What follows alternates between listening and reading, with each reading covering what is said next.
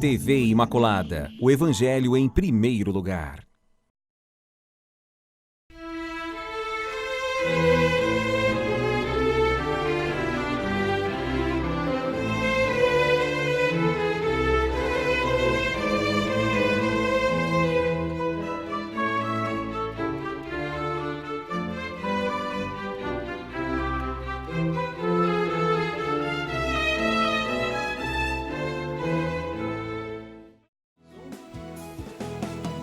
Olá para você! Nós estamos aqui de volta ao programa Respostas. Nós que estamos fazendo já há um bom tempo esse caminho, buscando sempre as luzes da Palavra de Deus, as luzes do Espírito para que o nosso caminhar seja em direção da meta. Estamos todos rumo ao céu e queremos já construir já nesta terra esse paraíso, essa felicidade que Deus sonhou para mim, para você, para todos nós. E o nosso programa Respostas tem realmente esse objetivo, de poder, de certa forma, ajudar você nas grandes questões que angustiam seu coração, a você, de modo especial, que quer ser um discípulo, uma discípula de Jesus Cristo. As grandes questões que sabemos que surgem na nossa vida, as dúvidas, às vezes nos vemos em situações que são uma encruzilhada. E aí nós nos perguntamos, e agora, o que eu faço? A nossa pergunta, a minha pergunta, quando eu digo o que eu faço, deve ser iluminada, respondida pela própria Palavra de Deus, que é a seta, que nos dá as indicações desse caminho rumo a Deus. Por isso, nós queremos realizar a vontade de Deus, mas não é um Deus tirano. É um Deus que quer também realizar a nossa felicidade, que quer nos salvar. O que significa nos salvar? Nos levar àquela plenitude de graça, de bem, de bondade que Deus quer ver em todas as suas criaturas.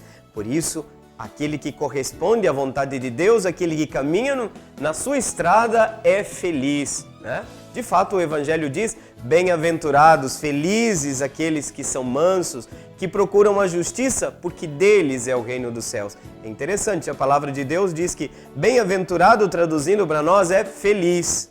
Aliás, o pontificado do Papa Francisco volta hora e meia que diz que não tem sentido, é contraditório um cristão que não seja feliz. Alguém que encontrou realmente o amor. Por quê? Porque Cristo é a face do amor, né? E nós que estamos vivendo esse tempo do Advento, estamos esperando esse reencontro do Senhor, porque na nossa fé nós proclamamos e professamos: creio nesse Cristo que retornará para julgar vivos e mortos. Então nós queremos esperar esse Senhor que vem para nos mostrar a face plena desse amor.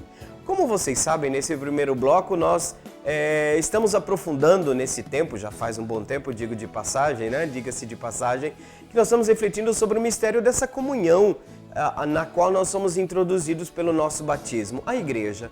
O que é a igreja? Nada melhor do que procurar a própria igreja nas suas fontes para nós podermos, de certa forma, nos sentirmos mais igreja. Não basta estar na igreja, é preciso ser igreja. Mas como ser igreja se eu não sei qual o meu lugar, qual a minha missão dentro dessa comunidade de salvação? Para isso que nós estamos fazendo, nós nos dedicamos nesse primeiro bloco a um texto que nos ajuda, ilumina o nosso caminho para vivermos com cristãos de maneira muito mais profunda. E agora você vai ter contato com o texto.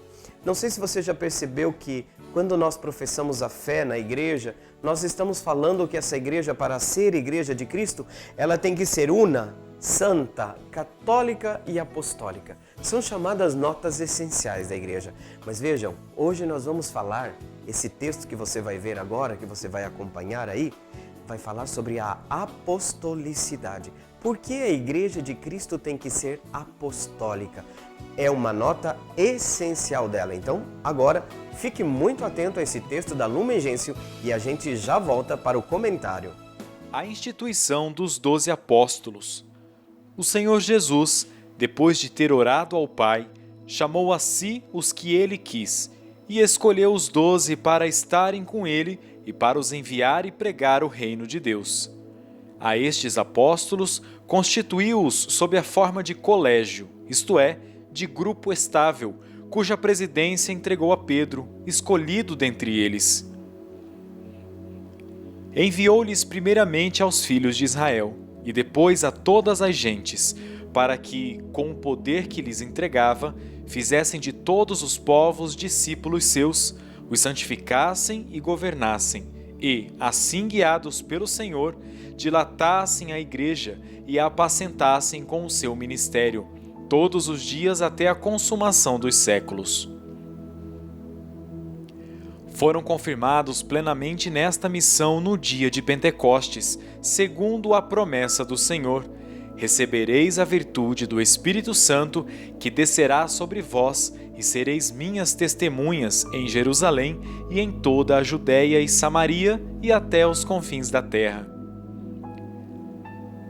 Na verdade, pregando em toda parte o Evangelho, que os ouvintes aceitavam por obra do Espírito Santo, os apóstolos congregaram a Igreja Universal que o Senhor fundou neles e edificou sobre o bem-aventurado Pedro, como chefe, permanecendo Cristo Jesus como pedra angular. Lumen Gentium número 19. Vejam que quando nós estamos refletindo sobre o mistério da igreja, uma questão que aparece assim com muita frequência: mas Jesus fundou a igreja? Como fundou esta igreja? Existe um ato jurídico de fundação, um momento específico? Uma coisa nós podemos ter certeza: a igreja foi pensada desde todo sempre. Ela foi, vamos assim dizer, planejada no coração do Pai. Mas atenção, seu Filho, quando veio ao mundo para salvar a humanidade, veio também com este propósito exatamente de fundar, de criar esta instituição humana e divina, cujo mistério realiza, testifica, testemunha esta graça de Deus, esta graça de salvação, de modo que esta reunião deste povo constitui a nova Jerusalém, o novo Israel, exatamente por quê? Porque Deus quer unir a si todos os povos, de todas as línguas, de todas as culturas. Então a igreja é um projeto de Deus. Hoje em dia, se você for estudar um pouco sobre eclesiologia, o que é eclesiologia? É a disciplina no curso de teologia que vai refletir sobre o mistério da igreja. O que você vai perceber? Que a maioria dos teólogos hoje não falam que, por exemplo, teve um momento jurídico. Por exemplo, o clássico texto onde Jesus entrega as chaves a Pedro, como se fosse um único momento de fundação da igreja. Mas desde a patrística se fala que é complexa essa comunidade de salvação que nasce em Jesus, de modo que é muito mais apropriado nós falarmos de atos fundantes da igreja. Sobretudo, a igreja nasce no contexto do mistério pascal, da paixão, da morte e ressurreição de nosso Senhor Jesus Cristo. Mas aqui eu digo para vocês que os teólogos vão falar o seguinte, que é muito mais apropriado nós falarmos de atos fundantes da igreja. Entre vários atos que nós podemos dizer onde Jesus está criando, está formando a comunidade dos discípulos, dos seus seguidores, está aqui nessa passagem que nós ouvimos da Lumen Gentium do Concílio Vaticano II, um dos atos fundantes da igreja, quando Jesus escolhe os apóstolos. Vejam o contexto dessa escolha. Jesus passa a noite em oração.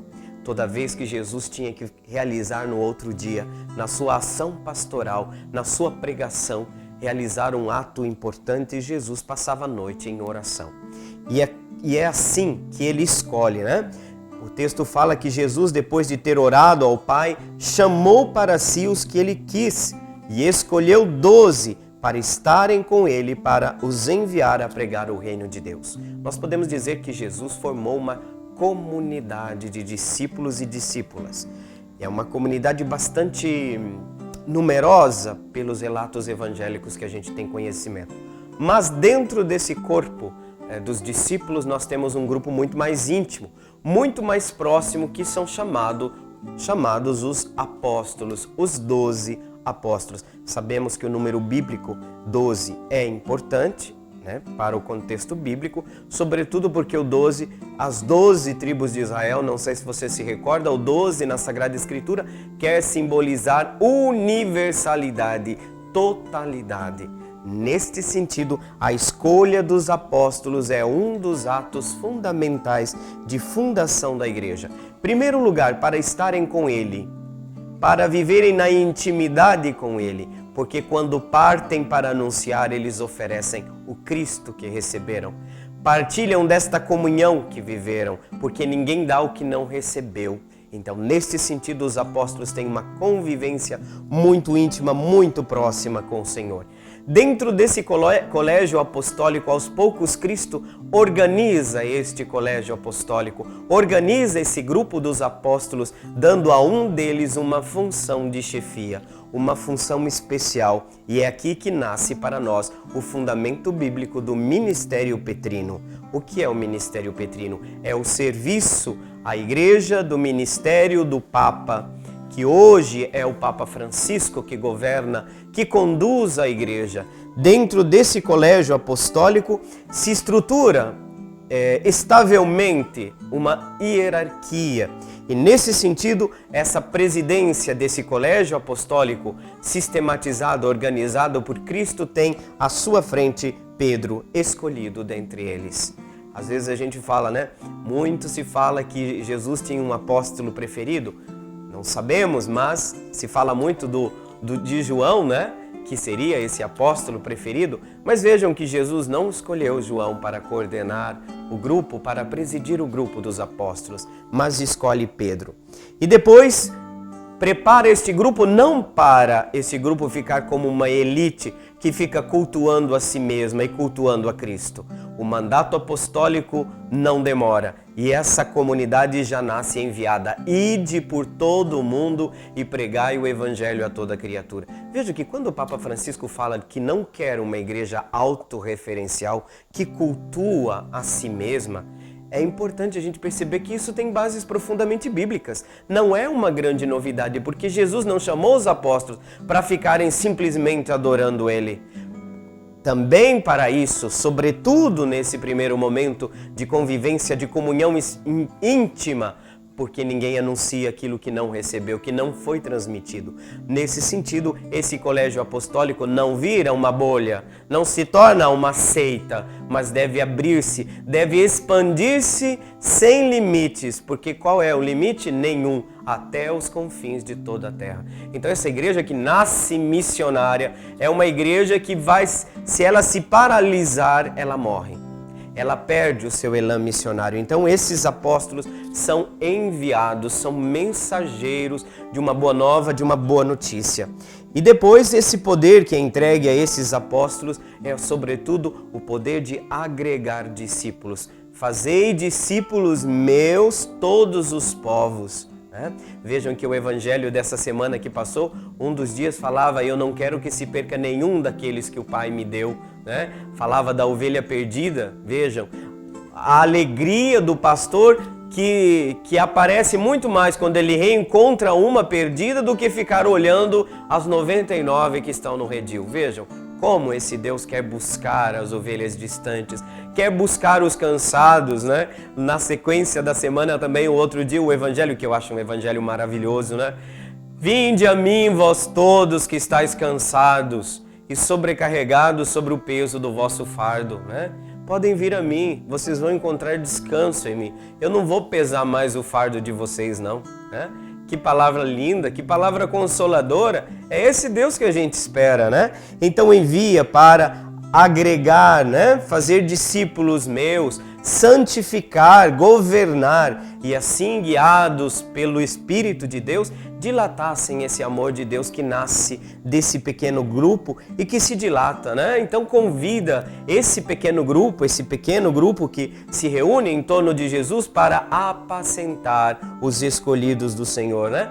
Com o seu ministério, o ministério de apacentar até o fim, até a consumação dos séculos. Então, é um caminho de construção dessa igreja, de uma comunhão em torno de Cristo, porque Ele é o centro. Onde dois ou mais estiverem reunidos em meu nome, eu estou no meio deles, mas é um epicentro que se dilata. É um epicentro, é um cristocentrismo que nos abre para ultrapassar todas as fronteiras, inclusive chegando até as periferias do mundo. Nesse sentido, nesse Natal, eu ficava me perguntando, né? Como nós gastamos com presentes, com tantas coisas, mas no lar do cristão existe uma ausência que deve doer um pouco no nosso coração. Não sei se você já ouviu algumas notícias, mas o número de miseráveis no Brasil cresceu muito, né? Sempre existiram, mas infelizmente nos últimos anos parece que esse índice retomou. Então não dá para ter um Natal completamente em paz, né? Porque a gente precisa pensar também nas periferias das nossas cidades, tantas famílias, né? Que quando chove a casa fica alagada, né? Crianças malnutridas. Então, gente, o nosso amor, o amor que nasce do nosso encontro com Jesus, nos leva ao encontro do outro, sobretudo do necessitado. Vamos pensar nisso também no Natal. Gente, obrigado. Esse primeiro bloco você esteve presente com a gente. Continue aí, não saia, porque a gente já volta para começar a responder as perguntas que vocês nos enviaram. Até daqui a pouco.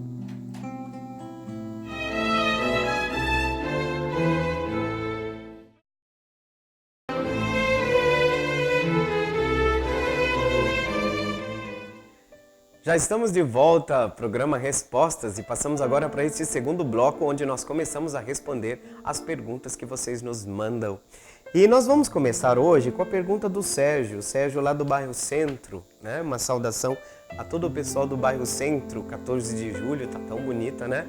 Que coisa boa! Espero que nós possamos também sempre nos preocupar, como eu falava no final do primeiro bloco, também com as periferias das nossas cidades, nos perguntando como será o Natal dos nossos irmãos mais pobres, né?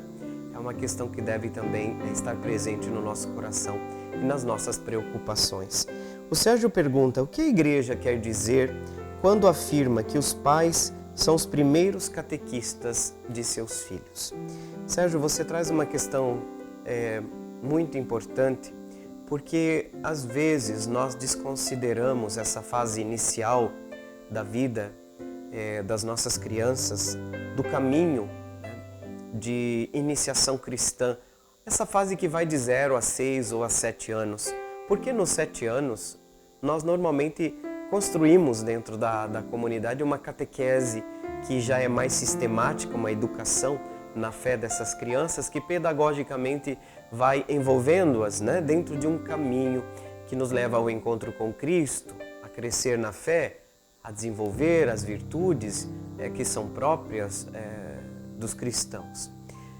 Não dá para ignorar a fase inicial da vida de uma criança, porque o trabalho da paróquia, da comunidade, do catequista, se torna um trabalho muito complicado se de 0 a 6 ou 7 anos a criança não teve uma experiência de fé.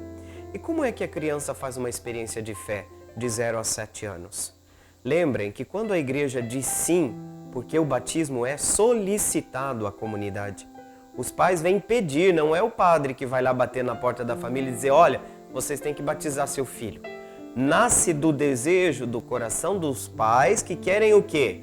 Como discípulos de Jesus transmitir a fé a seus filhos. Vejam que a dinâmica aqui é outra. Não é batizar porque a criança é terrível.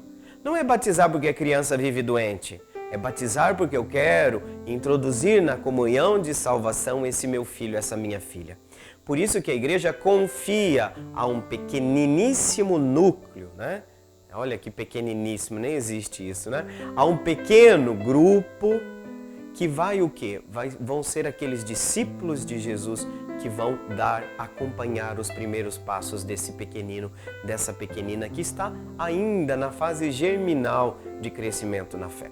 Eu digo uma coisa sempre quando eu preparo os pais e padrinhos, eu digo, olha, sabe como que a criança vai ver Deus? Vai tocar Deus? Porque a criança precisa de algo muito tocável, muito material, porque a criança não faz abstração.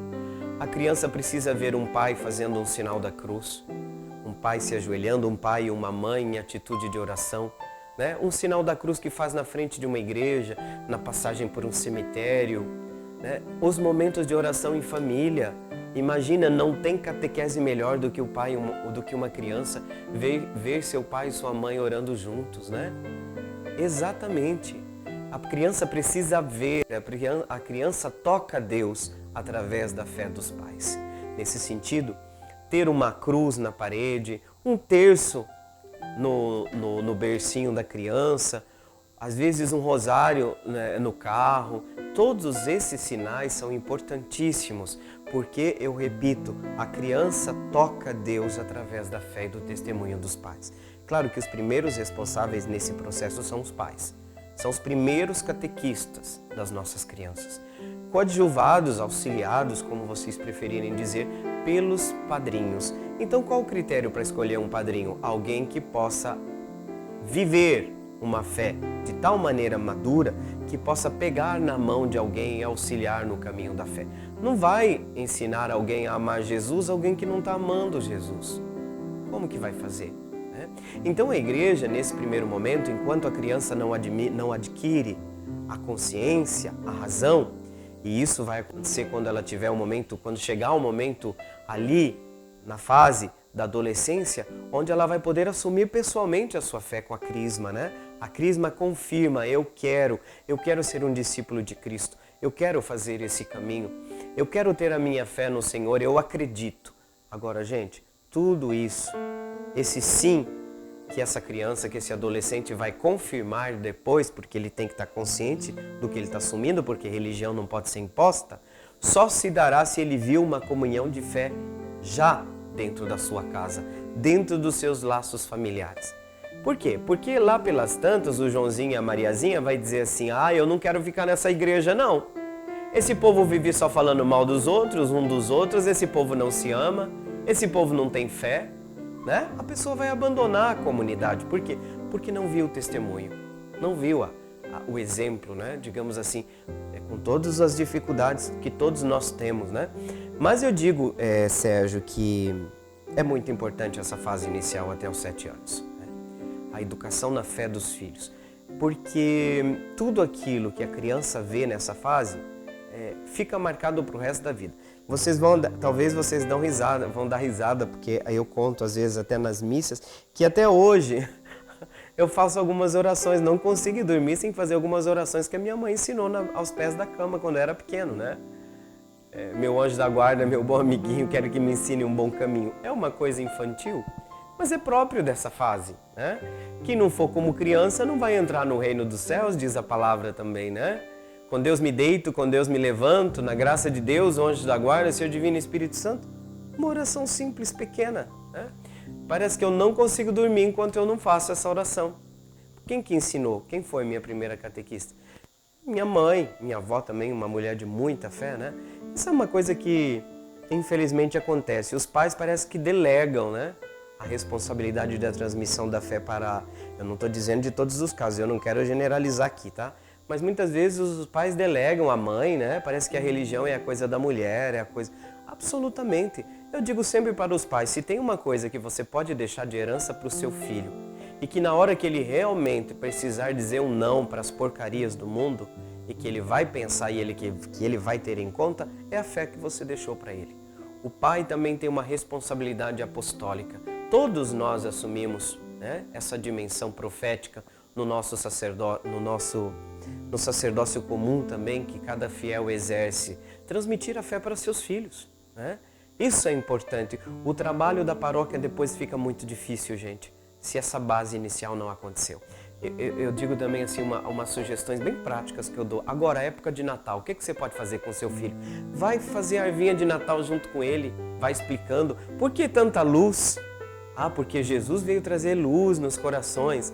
O presépio, gente, não tem catequese melhor do que você pegar seu filho, sua filha e construir o presépio com ele. Não precisa nem ser um grande... Faz uma coisinha simples, às vezes você quer comprar só Jesus, José, o menino Jesus, José e Maria, uns boizinhos, mas faça com ele, né? Com ela. Você vai ver a diferença que faz isso na vida da criança. Ela nunca mais vai esquecer. Né? Não tem catequese comparada com o testemunho de um pai e de uma mãe. Pode escrever isso que eu estou falando, né? E não vamos delegar para a avó isso não, tá? É você em primeiro lugar.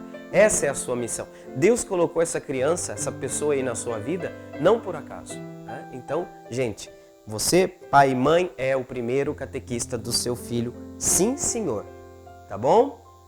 É isso, Sérgio. Obrigado pela sua participação. E agora nós vamos então para a próxima pergunta da Jéssica. A Jéssica Santos, lá do bairro Universitário. Jéssica, obrigado pela sua participação, né? E nós vamos então para a pergunta da Jéssica. A Jéssica pergunta, toda oração que fazemos devemos pedir em nome de Jesus? Olha, Jéssica, as orações de petição, né, são uma das orações que a gente faz. E hoje, sobretudo porque nós somos muito influenciados pela comunidade evangélica e também pelas influências pentecostais dentro do próprio catolicismo, então algumas frases se tornam assim um jargão, né, que se repete com muita frequência. Em nome de Jesus, sobretudo, se pensa às vezes quem não quer, por exemplo, quem quer dispensar o aspecto da mediação dos santos, né? Quer ir diretamente a Deus através de Jesus. Mas olha, não precisa toda oração ser dita em nome de Jesus. Em que sentido? As pessoas da Santíssima Trindade são três, tá? Deus Pai, Deus Filho, Deus Espírito Santo. Mas não são três deuses. Se você se dirigir ao Pai, você está se dirigindo aos três, porque eles são uma única essência, um único Deus. Às vezes Jesus, por exemplo, como começa a oração que ele ensinou? Pai Nosso. Então Jesus ensinou o quê? Não ensinou a falar em nome de Jesus, ensinou a dizer Pai Nosso. Então se você quer usar, né, Deus, se você se dirige ao Pai, necessariamente você está rezando também aos outros dois. Se você se dirige ao Espírito Santo, o Espírito Santo é Deus, né? O Pai é Deus, o Filho é Deus, o Espírito Santo é Deus, né? Então os três são a fonte, né?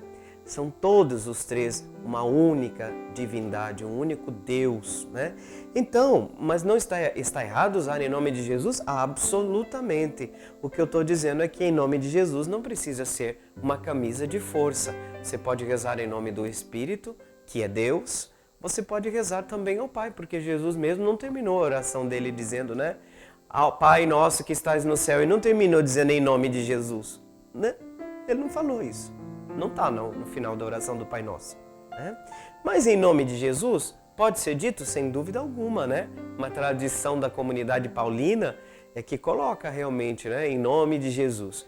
E é aquilo, nós, por exemplo, algumas igrejas batizam, inclusive só em nome de Jesus. Mas nós não, nós acreditamos sempre, né, na fórmula, na sua expressão trinitária. Eu te batizo em nome do Pai e do Filho e do Espírito Santo, né? Então, é óbvio que faz muito sentido em nome de Jesus, porque toda prece ao Pai é feita pelo Filho, no Filho Jesus. Nós rezamos ao Pai em Cristo. Por quê? Porque a nossa filiação não é por natureza. Quem é filho de Deus realmente? É Jesus, né? Então, em nome de Jesus quer dizer, eu participo da filiação de Jesus e em Jesus eu me dirijo ao Pai, né? Então, é muito bonito você dizer em nome de Jesus, né? Mas só lembrando que as pessoas da Trindade são três. Então, nós não precisamos ficar, digamos assim, falar somente em nome de Jesus, mas você pode se referir a qualquer um dos três, né?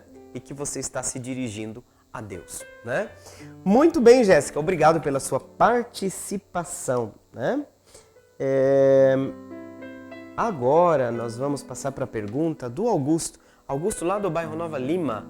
Faz tempo que não chegava uma pergunta do bairro Nova Lima. Uma saudação a todo o pessoal de lá, tá? Pergunta do Augusto. Tempos atrás, a igreja falava que as pessoas que tiravam a própria vida não eram salvas. Isso mudou? Gente, isso mudou. Mudou sim.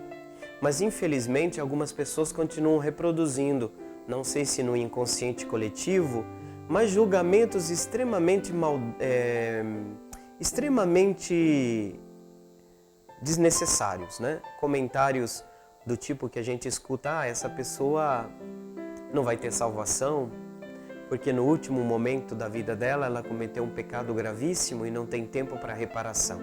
Então, na cabeça de muita gente, isso não mudou, mas graças a Deus, sim, Augusto, a igreja mudou completamente sua visão. Eu já fiz, com muita tristeza, com muita dor no coração, já fiz exéquias, celebrei exéquias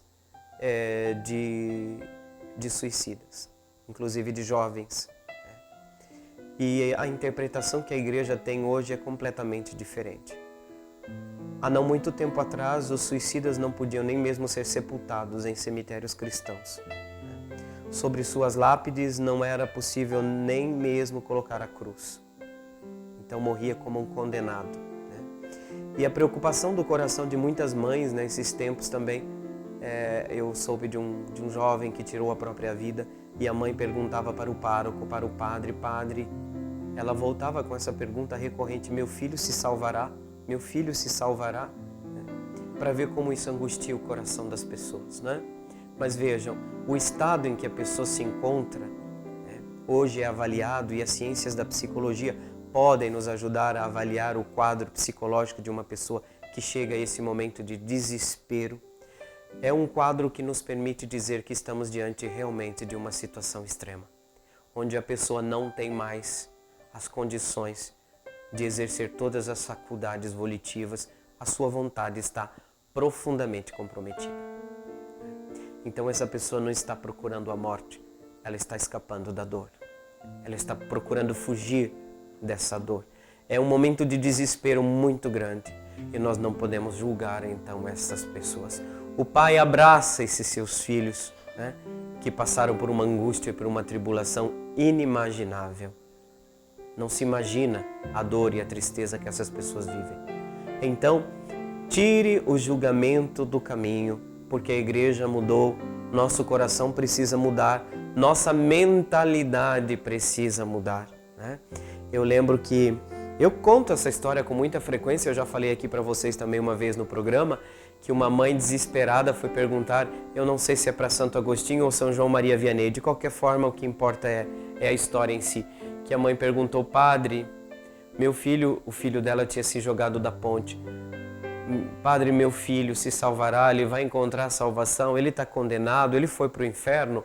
Diz que a resposta do padre do São João Maria Vianney foi muito profética, muito forte. Filha, a distância entre a misericórdia de Deus é muito maior do que a distância entre a ponte e o rio. Então vejam, a misericórdia de Deus é muito maior do que a distância entre a ponte e o rio.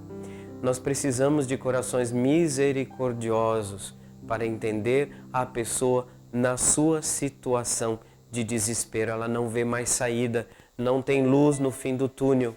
Então, aqui estamos diante de uma situação de total desespero. Então, não dá para fazer um julgamento porque a pessoa não tem todas as suas faculdades mentais, volitivas e psicológicas em condição de ser julgada por um ato de liberdade. É realmente um ato de desespero. Muito bem, nós chegamos ao final desse nosso bloco. Nós temos ainda um outro bloco em que estaremos aqui com vocês. Por isso, fique aí que a gente já volta.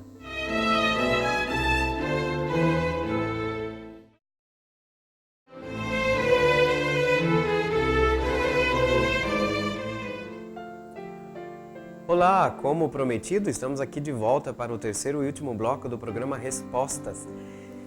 Que bom que você continua aqui com a gente. Nós vamos então agora, já para não perder muito tempo, vamos lá para a pergunta do Gilberto. O Gilberto lá do bairro Vila Gomes. O Gilberto pergunta: qual o significado da festa da Epifania? Gilberto, que bom que você faz essa pergunta, porque ela é muito oportuna nesse tempo, porque nós podemos dizer assim, que os orientais, os cristãos do Oriente, o Natal deles realmente acontece na Epifania, né? É interessante que eles comemoram mais a Epifania do que realmente o dia do Natal como nós no Ocidente.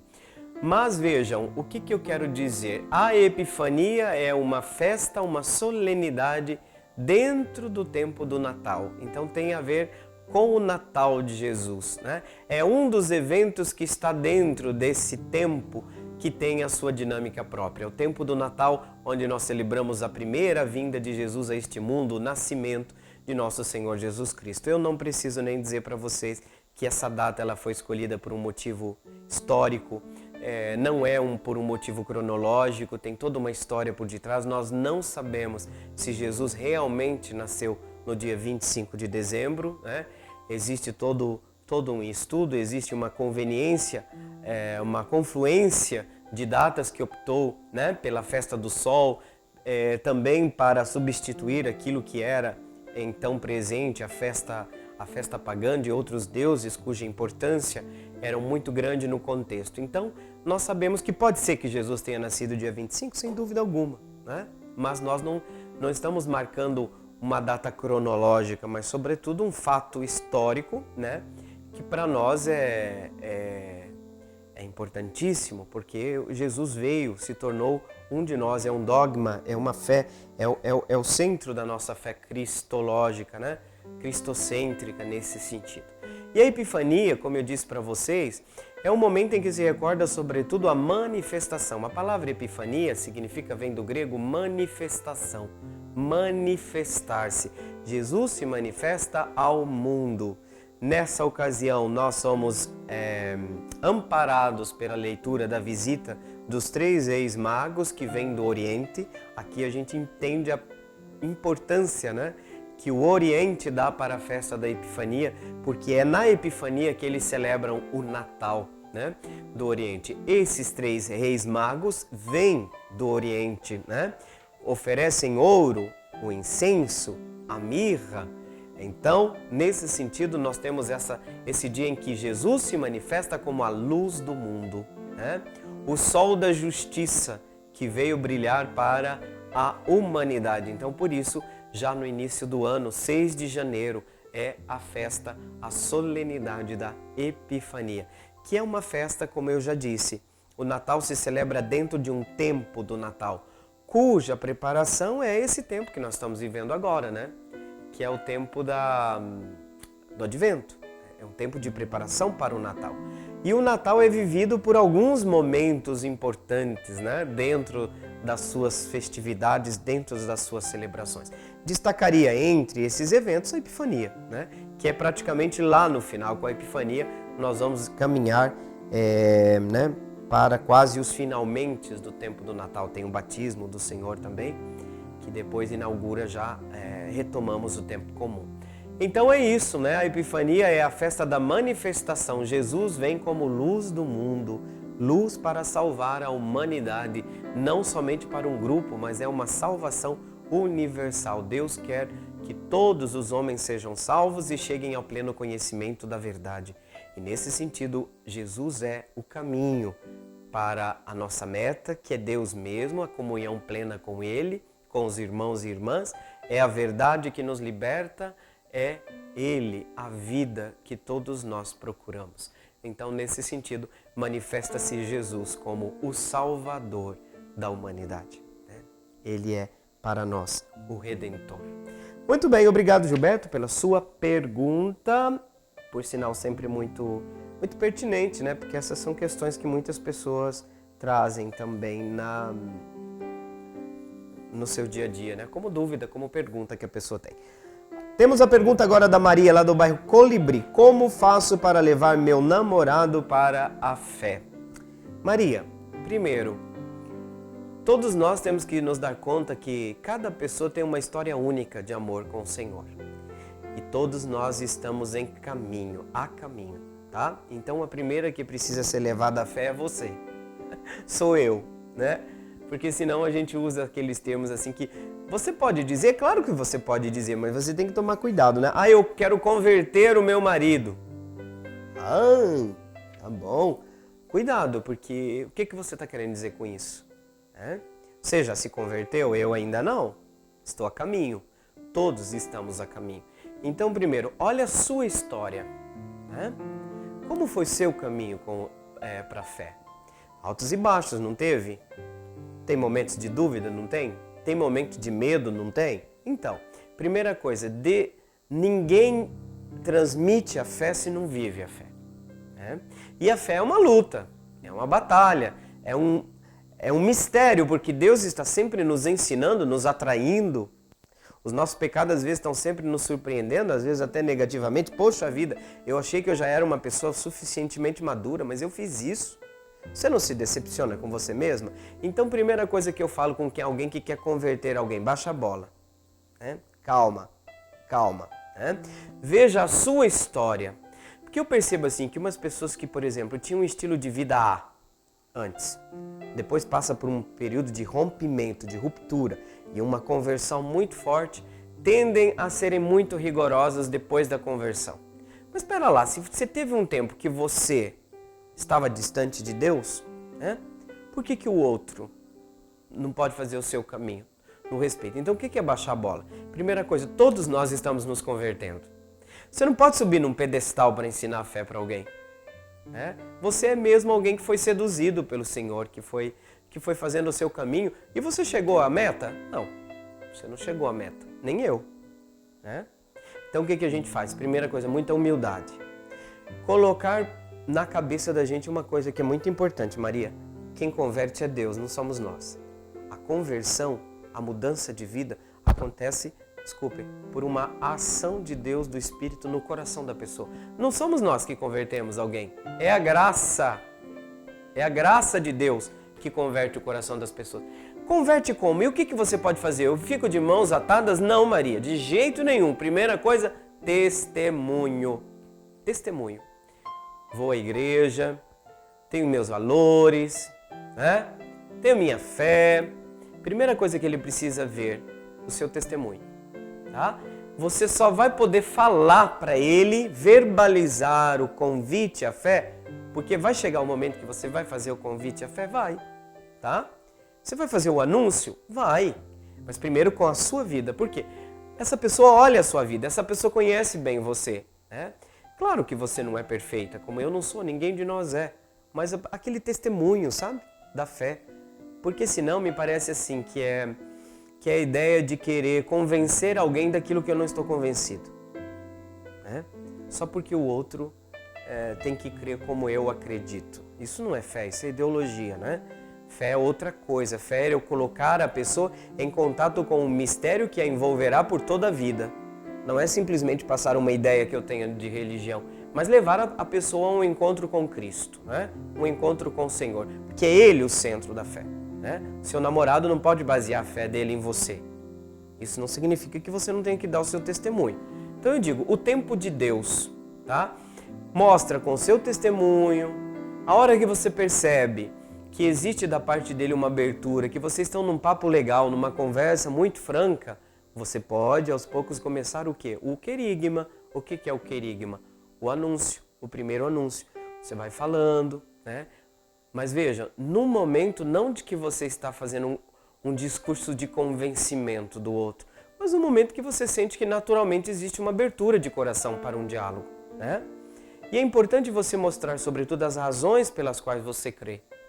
É isso, sobretudo, que o teu namorado vai observar. Né? As razões pelas quais você crê. Né? E daí, gente, seu testemunho, falar para ele, o anúncio depois, né? E entregando ele na oração. Tá? Entregando constantemente ele na oração, né?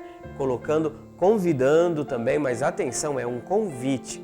O que adianta você fazer um convite para levar seu namorado à missa, se o resto da semana você vai ficar emburrada porque ele não foi? Né? Agora, você pode me perguntar assim, mas Maria, mas como que eu vou fazer? Padre, como que eu vou fazer para fazer ele entender que isso é importante na vida dele, para um casal? Sobretudo aquilo que eu te falei, sabe? Funciona muito mais a goteira, sabe? Aquela paciência de Deus do que um tufão, um vento. Às vezes alguma pessoa precisa assim de um choque, sabe? Paulo, né? Cai do cavalo Mas nem todo mundo é assim, né? A descoberta da fé é um processo, é um caminho, né? Precisa ter muita paciência. A paciência de Deus. E eu digo sempre para as esposas, sobretudo, que estão preocupadas com a conversão dos seus esposos, eu digo, entrega na mão de Deus, vai fazendo sua parte e tenha paciência. É o tempo de Deus, não é seu tempo. É o tempo de Deus, né? Mas é isso, eu diria que é um caminho. Você precisa de toda uma pedagogia, Maria, né? Que respeite o quê? O espaço dele, o espaço da liberdade dele, né? Que o envolva. Eu falo sempre uma coisa que eu me torno até repetitivo, eu falo isso muito nas aulas, uma frase que Papa Bento XVI, já falei aqui no programa várias vezes, né? Acho que vocês já estão cansados de ouvir. O Papa Bento XVI falou uma coisa muito bonita. O cristianismo se propaga por atração. Como atrair seu namorado para a fé? Para o Cristo, para Deus. Atrair. O que é atração? Né? O que você atrai? Aquilo, a beleza, né? É pensar no namoro, né? A atração que um sente um pelo outro. Então veja, cristianismo se propaga por atração. Como tornar a fé atraente? Por quê? Porque se o seu namorado vê que a fé em você torna você uma chata, né? Uma pessoa intransigente, uma pessoa sem coração? Isso não é atração, né? E outro, o respeito pelo espaço dele, né? O respeito também pelo espaço dele, tá? Então, Maria, muita luz no seu caminho, que você consiga aí, então, fazer esse caminho, ajudar aí o seu namorado a entrar no caminho da fé, porque com certeza isso vai ajudar muito, inclusive na vida de casal, a enfrentar os conflitos, né? Que porventura virão. Como não vem, né? Sempre vem, né, gente? Não tem jeito não, né? Os conflitos também sempre acontecem, né? Muito bem.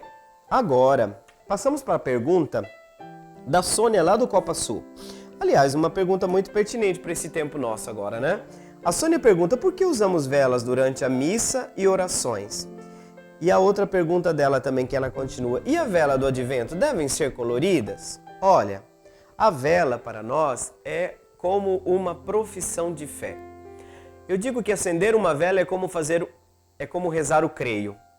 É uma profissão de fé na luz, na vida, a vida que vence a morte.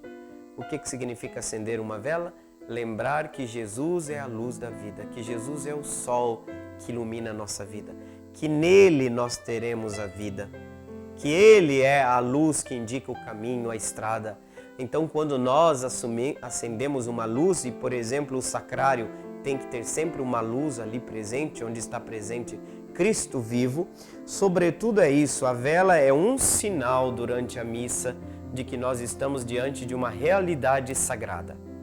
Deus se fará presente, estaremos diante da sua presença. Seria como Deus disse para Moisés no episódio da sarça ardente: Moisés, tire as suas sandálias, que o chão que você está pisando é terra sagrada. Então nós poderíamos dizer: acenda uma vela. Essa luz está simbolizando a presença da luz divina, da presença dessa luz divina entre nós. Por isso que as orações e as velas evocam a presença do divino, a presença do Espírito, que é luz, né? Que é luz. A luz, por sinal, tem um significado simbólico para a fé muito forte, né? Eu que saí das trevas, eu que sou chamado à sua luz admirável, ele que habita em luz inacessível, né? Isso tudo para falar da presença, da realidade de Deus, né? Porque nós não estamos mais reunidos só em nós, não é só um grupo de amigos, tem outro, né? O totalmente outro presente. Por isso que a luz se faz necessária. A vela do advento, Sônia, eu vou te dizer uma coisa, se popularizou na devoção popular dar cores às velas do advento, né? Pela devoção popular, pelo costume em muitos lugares, né? Se tornou popular, se tornou um grande costume que em muitas partes do mundo deu cores. E a essas cores deu significados e a cada domingo se acende uma vela com a sua respectiva cor. Mas vejam, isso não está previsto na liturgia oficial. O que significa isso? Significa que cada região faz o seu costume, né? Tem muitos lugares onde eu já viajei pela Europa que as velas do advento são todas brancas, da mesma cor. Então não existe uma norma, tá? Oficial que diga, né? Se torna norma oficial, por exemplo, às vezes vem na liturgia diária, nesse domingo se acende vela tal, mas é um costume que veio da devoção popular, dos costumes das nossas comunidades, né? Às vezes eu não saberia dizer se isso tem se nós temos aqui, por exemplo, uma norma emanada da conferência episcopal, né? Que diga que tenha que ser de determinada cor. Mas não tem problema nenhum. Em muitos lugares as cores, as velas do advento são todas de uma única cor, tá? O que tem? É a coroa do advento que marca os 4 domingos que permeiam esse ciclo de preparação para o Natal do Senhor, tá? É isso que é importante, né? Isso que conta realmente, né? Então, nesse sentido, nós não temos nada previsto assim oficialmente no missal, no livro de oração, nas rubricas. Fica um pouco a critério do costume de cada comunidade, né? Muito bem, obrigado, Sônia, pela sua participação, e nós estamos chegando então ao final do nosso programa Respostas de hoje. Eu gostaria de agradecer muito, gente, a vocês que às vezes nos cumprimentam, né? pela cidade. Esses dias também descobri, mas é você que faz o programa. Sim, a gente encontra algumas pessoas que participam, que estão assistindo, né? Esse programa, fico muito contente com isso. Eu quero deixar minha saudação nesse tempo tão lindo de advento que nós estamos vivendo e pedir uma bênção toda especial de Deus para você, para sua família, para sua vida, para que a luz do Senhor possa iluminar o seu caminho. Vamos pedir então essa bênção de Deus por intercessão da Imaculada Conceição. Que Deus vos abençoe em nome do Pai, do Filho e do Espírito Santo. Amém. Programa Respostas fica por aqui. Até o próximo sábado.